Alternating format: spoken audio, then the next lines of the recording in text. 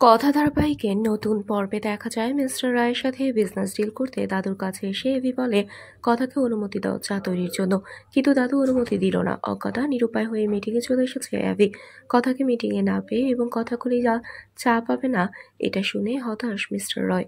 এদিকে কথা কিন্তু দাদুকে বিজ্ঞান ভিত্তিক পদ্ধতিতে বুঝিয়ে দিল স্বামী আর স্ত্রী কিভাবে একে অপরের সাথে মিলেমিশে কাজ করতে হয়।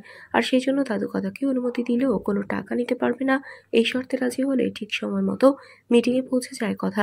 মিস্টার রয় যখন চলে যাবে ঠিক সেই সময় কথা এসে জানিয়ে দিল সে কথাগুলি চা দেবে, তবে কোনো টাকা নেবে না। মিস্টার রয় চৌধুরী বলেন, তুমি আমার মেয়ের মতো, কিন্তু বুঝতে পারছি না কেন টাকা নেবে না। কথা বলে, সেটা আপনাকে বুঝতে হবে না। মিস্টার রায় বলে, তাহলে এমন কিছু তো নেবে যেটার সাথে টাকার কোনো সম্পর্ক নেই। কথা বলে, জয়পুর শিব মন্দিরে যাওয়ার জন্য আমার স্বামীকে রাজি করিয়ে দিন। মিস্টার রায়ের কথাতে এবার রাজি হলো অ্যাভি।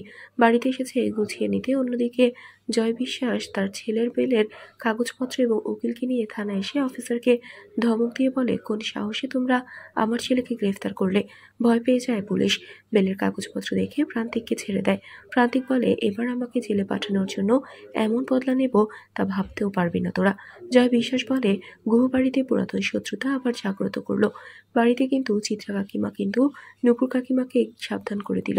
অ্যাভি তার কথার বাইরে মন্দিরে যাওয়ার বিষয়ে কথা বলায় আর ম্যান্ডিকে উস্কে দিয়ে আটকাতে বলে। ম্যান্ডি ফোন করে তার লোকজনকে জানিয়ে দিল, যেভাবেই হোক অ্যাভি আর কথাকে আটকাতে হবে। তাহলে কি শেষ পর্যন্ত ব্যর্থ হবে কথা, নাকি মন্দিরে পৌঁছলেও প্রান্তিকের কারণে সবটা শেষ হয়ে যাবে?